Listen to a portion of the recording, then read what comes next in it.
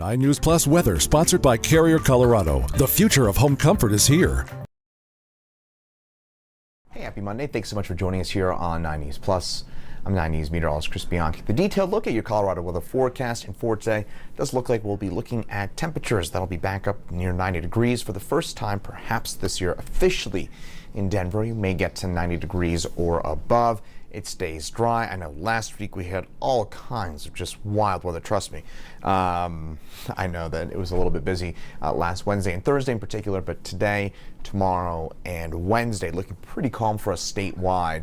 Temperatures on the mild side, and then Thursday and Friday could be a bit more active. But in the meantime, right now, hey, you head up to the ski resorts, and keep in mind this is June the 26th, and look at this up here into the high country, and still got a fair bit of snow. And what you're looking at here, this is about 10,500 feet in elevation here at the bottom of Loveland ski area, and still some patches of snow even at as low as 10,500 feet.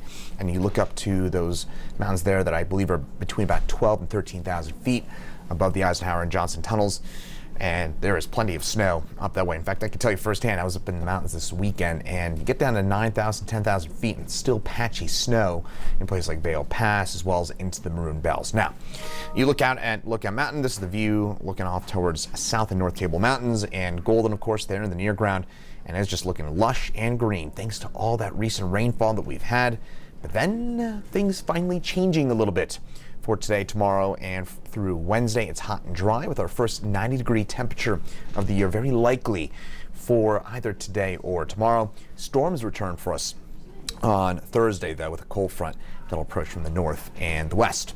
AC Doppler radar right now is looking pretty quiet for us statewide. You kind of back things on off, and we've got a ridge of high pressure that is steering all the action to our north and to our east. That should keep us on the dry side with the exception of the far northeast plains. So one spot that could see a storm later on this afternoon and this evening. So come around 7, 8 o'clock, that's when we could see a storm east of Fort Morgan, east of Lyman. I think even those cities, Fort Morgan, Lyman, our friends out here, we stay dry. You get out to Kit Carson County, north and Yuma County, and that's where we're going to have the best chance of seeing a storm for this afternoon. Small chance of seeing some severe weather in those areas, but I think we mostly stay dry. St. Louis Valley, so our friends in southern Colorado may get a shower or storm overnight as well.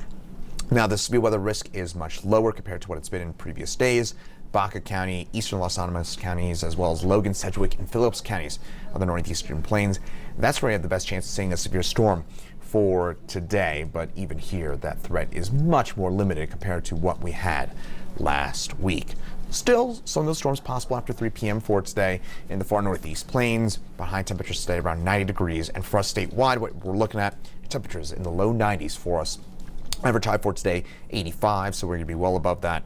Well, I shouldn't say well above that, but we'll be above that for today. Grand Junction, 94. For tonight, calm, pleasant evening. Temperatures drop back into the upper 50s for us, clear skies and light winds. Beautiful for any of those outdoor days. Now for us here in Denver, again, we have not hit 90 degrees so far this calendar year.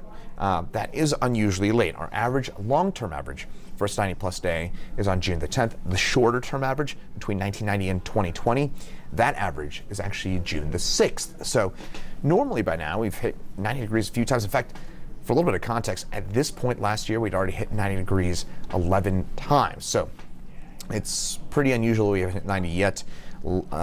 If we don't hit 90 today, which is a possibility, and we wait till tomorrow, that would make it our latest first 90-degree day since 1982. Last year, we hit 90 degrees on May the 11th for the first time of the year last year. For tomorrow, if we don't hit 90 today, it's pretty likely we'll get there tomorrow, high of 91 for us.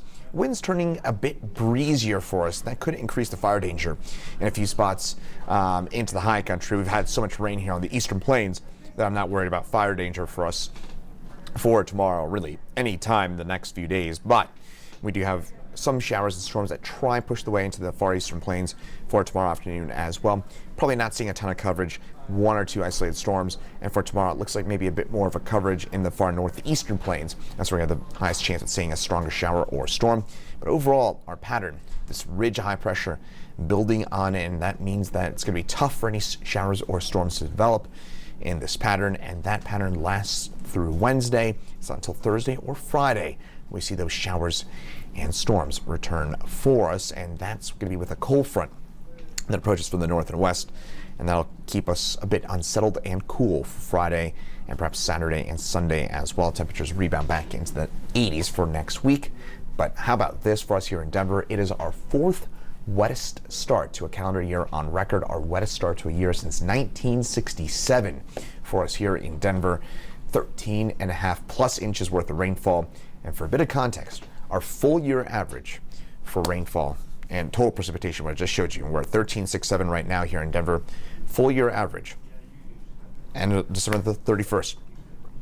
How about this? 14.48. So we are about 3/4 of an inch away from tying our average full year rainfall. And going back to this actually for a quick second, last year we already matched what we got all last year here in Denver. We did that last week, and we could get a bit more rain later on the week, Thursday, Friday. At this point, if you're making outdoor plans, I would say that Friday, I know it's not great to say, but Friday doesn't look like the best day to me. It looks pretty cloudy, cool, unsettled for us on Friday. Thursday, bit more in the way of kind of widespread afternoon showers and storms that will probably include the Front Range. Friday looks to be the stormiest day of the upcoming stretch. Then a few leftover storms for Saturday and Sunday. And then Monday, it looks drier again for the beginning of next week. So hopefully it gives you a good idea about what to expect as we head over the next couple of days. I'll have another update for you coming up at 9 News at noon and at 2 p.m. right here on 9 News Plus.